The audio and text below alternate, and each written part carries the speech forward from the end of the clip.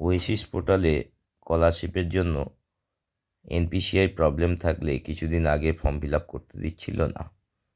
বর্তমানে সেটি form fill up করা যাচ্ছে এবং কীভাবে ফর্ম ফিল আপ করা যাচ্ছে সেটা আমরা দেখে নেব।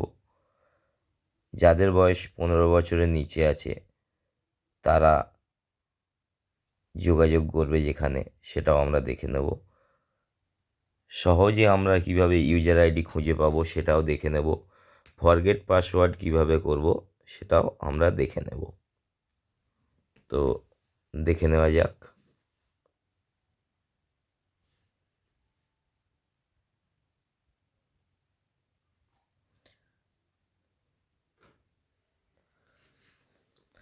প্রথমে আমরা এমন একটা অ্যাপ্লিকেশান আইডি নেব যার এনপিসিআই প্রবলেম আছে, সেটা আমরা একটু ট্র্যাক করে দেখে নেওয়া যাক ট্র্যাক করে।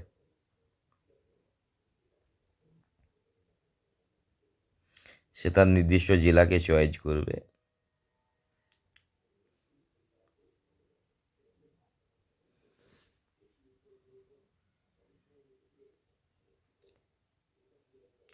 করে ক্যাপচার ইয়ারটা সিলেক্ট করবে 23-24, তা ক্যাপচার কোড দেবে। এখানে এনপিসিআই প্রবলেম রয়েছে, ফর্মটি আনলকও আছে, এনপিসিআই প্রবলেম আছে, অর্থাৎ ন্যাশনাল পেমেন্ট কর্পোরেশন এটি পারমিশন দেয়নি এখনও। এটি মূলত ব্যাংক থেকেই সমস্যাটা সমাধান করতে হয়।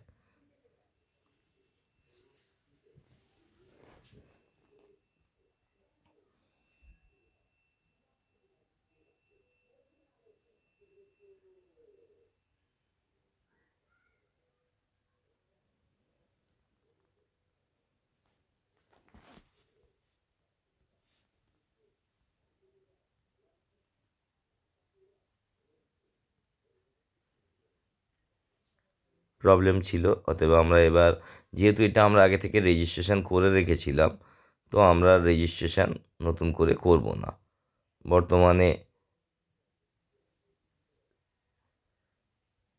রেজিস্টার স্টুডেন্ট লগইনে গিয়ে আমরা দেখে নেব।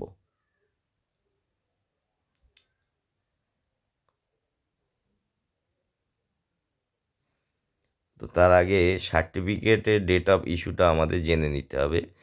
যেটি সার্টিফিকেটের উপরে একদম ডেট অফ ইস্যু থাকে সেটাই ডেট অফ ইস্যু, ফটোর নিচে যেটা থাকে এটা না। যখন আমরা নতুন করে রেজিস্ট্রেশন করি অনেক সময় ভুল হয়ে যায়। ফটোর নিচের ডেটটি ডেট অফ রেজিস্ট্রেশন নয়, ডেট অফ ইস্যু নয়, ডেট অফ ইস্যু ওপরেরটা। তো আমরা রেজিস্ট্রেশন করে রেখেছিলাম, সেই জন্য আমরা একটা রেজিস্টার স্টুডেন্ট লগইনে গিয়ে আমরা দেখে নেব নির্দিষ্ট জেলাকে সিলেকশান করে যে এর এনপিসিআই প্রবলেম আছে, অথচ আমরা ফর্মটা ফিল আপ করতে পারবো কি না দেখব। ক্যাপচার কোড দিয়ে দিয়েছি, রিফ্রেশ করে ক্যাপচার কোড না বোঝা গেলে রিফ্রেশ করে নেওয়া যায়। আমরা লগ ইন করলাম, লগ ইন করার পর দেখে নেব এখানে আমাদের ইনকাম সার্টিফিকেট কিন্তু এডিট করা যায়। ইনকাম সার্টিফিকেট এডিট করা যায়, আর যে ফাইলটি আমরা আপলোড করব সেটা জেপিজে ফরম্যাট, অর্থাৎ সাধারণ মোবাইলে তোলা হতে হবে, 512 কেবির মধ্যে হতে হবে। যদি কেউ ইনকাম সার্টিফিকেট ভুল আপলোড করে থাকে তাহলে সেটি চেঞ্জ করা সম্ভব। তো আমরা দেখে নেব কী লোড করা হয়েছে। অবশ্যই ভুল কিছু একটা ছবি লোড হয়ে গিয়েছে।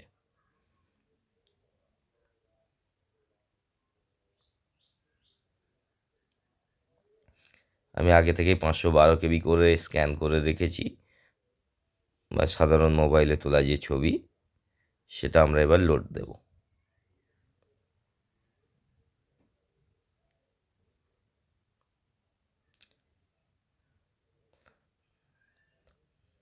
অবশ্যই এটা চেঞ্জ হয়। আমরা সাবমিট করলাম, সাবমিট করার পর information about source household income, অর্থাৎ যিনি তার পড়াশোনা সহযোগিতা করছে কি করে, বাবা হতে পারে, মা হতে পারে, লিগ্যাল গার্জিয়ান হতে পারে। যে কোনো একটি বক্সে টিক দেওয়া আমাদের উচিত। এখানে আমি দিয়েছি ম্যানুয়াল ক্লাস লেবার।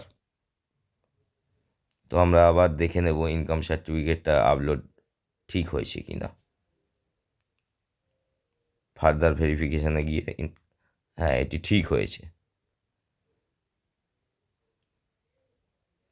হোস্টেলার, অনেক সময় অনেকে হোস্টেলার সিলেকশান করে ফেলেন। হোস্টেলার সিলেকশান করলে হবে না, শুধু হোস্টেলের থাকে সেই নির্দিষ্ট হোস্টেলকে চিহ্নিত করতে হবে এবং হোস্টেলের বিলও পেমেন্ট যেটা করেছে সেটা জেরক্স কপি দিতে হবে। আমি হোস্টেলগুলো দেখে নিচ্ছি।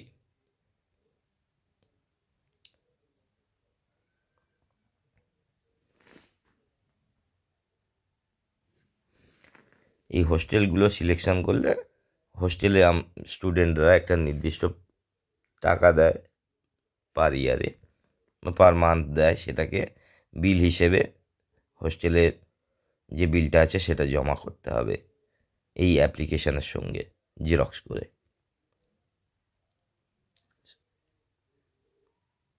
সাধারণত নো করে দেওয়াই বেটার যারা রেগুলার স্কুলে পড়ে।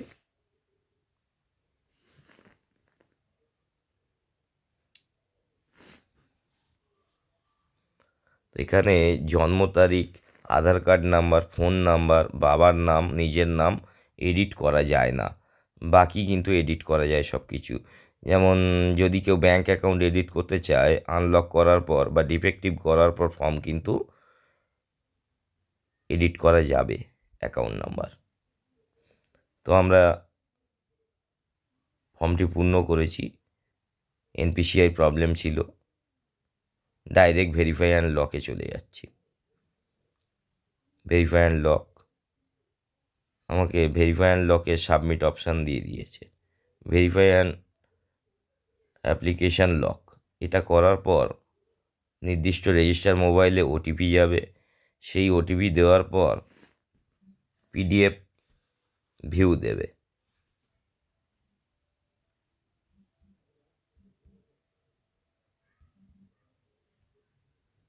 হ্যাঁ, নির্দিষ্ট মোবাইলে ওটিপি যাওয়ার পর ডাউনলোড অ্যাপ্লিকেশান ফর্ম এখানে শো করবে। ডাউনলোড অ্যাপ্লিকেশান ফর্ম শো করলে অ্যাপ্লিকেশান ফর্মটি আমি ডাউনলোড করে নিলাম। ডাউনলোড করলাম অ্যাপ্লিকেশান ফর্ম। এখানে অনেক কিছু আছে, সেগুলো করতে হবে স্টুডেন্টকে। প্রথমত অ্যাপ্লিকেন্টকে সিগনেচার করতে হবে।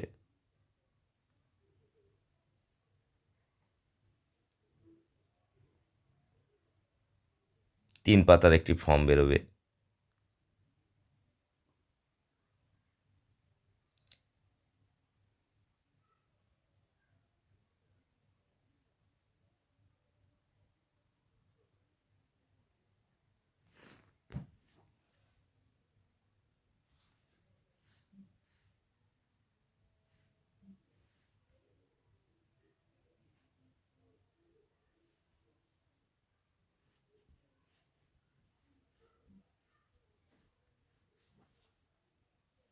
এই তিন পাতার ফর্মের সঙ্গে অ্যাপ্লিকেন্ট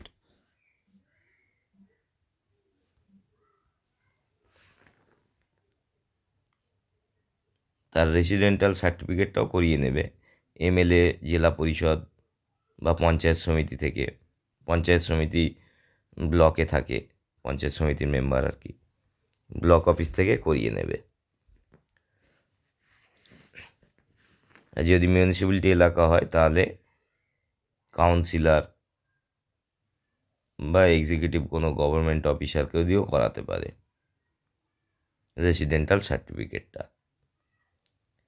এই ফর্মের সঙ্গে স্টুডেন্ট তার Aadhaar card, bank account, birth certificate, admit card এগুলি জমা করবে নিজের ইনস্টিটিউটে। সঙ্গে ছবিও লাগবে একটা।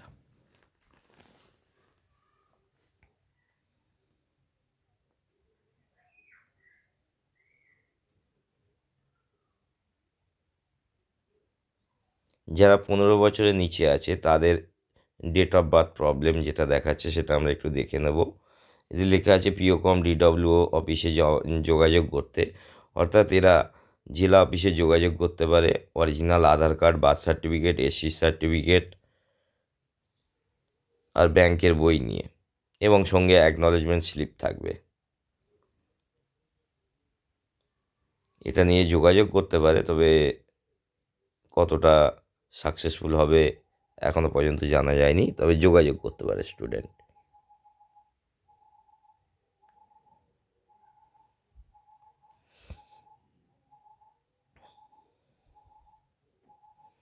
যদি কোনো student unlock form institute level পেয়ে থাকে মেসেজ, তাহলে সেই স্টুডেন্টের উচিত হবে সঙ্গে সঙ্গে ইনস্টিটিউটে যোগাযোগ করা, কারণ তার ফর্মে কোনো না কোনো কিছু ভুল হয়েছিল, যার জন্যে ইনস্টিটিউট আনলক করে দিয়েছে। এটি কিন্তু স্টুডেন্টদের খেয়াল রাখতে হবে। রেজিস্টার মোবাইলে মাঝে মধ্যে খেয়াল রাখতে হবে, এ ধরনের মেসেজ পেলে সঙ্গে সঙ্গে যোগাযোগ করতে হবে ইনস্টিটিউট বা স্কুলে। আর যদি স্টুডেন্ট নিজে থেকে আনলক করিয়ে থাকে, তাহলে সে সেই ফর্মটি আবার পুনরায় লক করবে।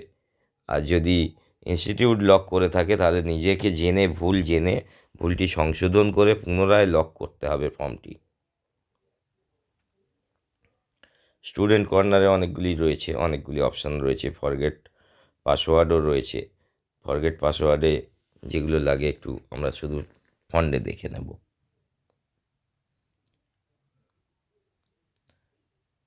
Register mobile number, caste certificate number, application number.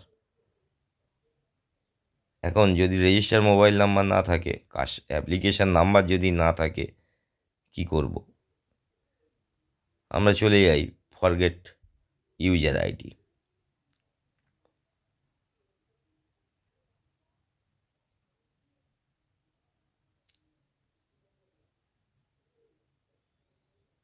যেহেতু অ্যাপ্লিকেশান আইডি আমার কাছে নেই, রেজিস্টার মোবাইলটাও হারিয়ে ফেলেছি।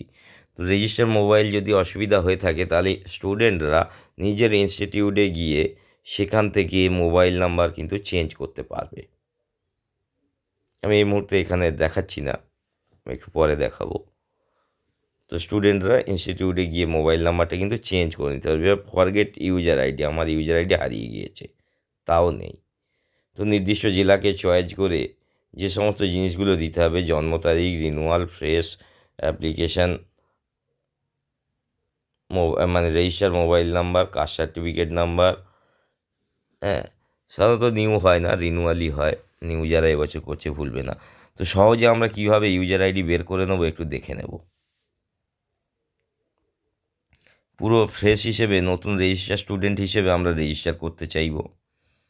সার্টিফিকেট নাম্বার অর্থাৎ কাস্ট সার্টিফিকেট বা জাতিগত শংসাপত্র নাম্বার দিয়ে, তার ডেট অফ ইস্যু দিয়ে,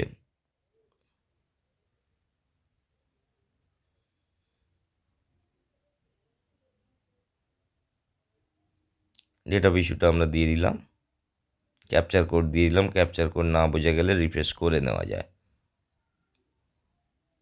সাবমিট করলাম। তো আমাকে অ্যাপ্লিকেশান নাম্বার কিন্তু দিয়ে দিয়েছে। আমি জাস্ট কাস্ট সার্টিফিকেট নাম্বার দিয়ে অ্যাপ্লিকেশান নাম্বার খুঁজে পেলাম। আমাকে রেজিস্টার মোবাইল নাম্বার আরও অনেক কিছু দেওয়ার ব্যাপার ছিল, ডেট অফ বার্থ, সেগুলো দিতে হলো না। আমরা একটা অ্যাপ্লিকেশান নাম্বার পেয়েছি। তো এই অ্যাপ্লিকেশান নাম্বারটা আমরা পেয়ে গেলাম।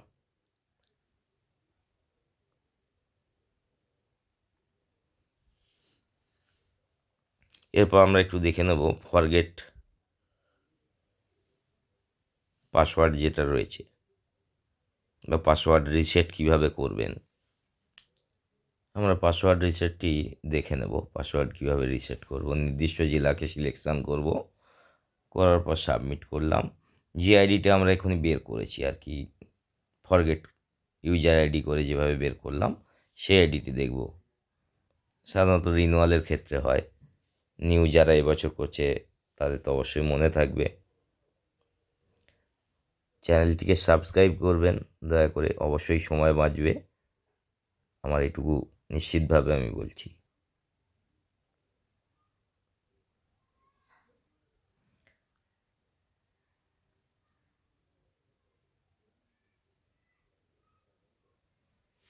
আমি জন্ম তারিখটাকে সিলেকশান করে নিচ্ছি।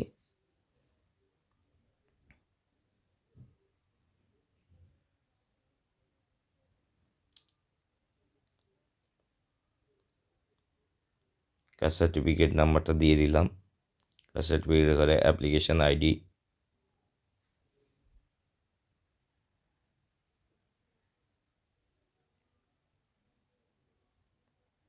রেজিস্টার মোবাইল নাম্বার দিলাম। দেওয়ার পর সাবমিট করলাম।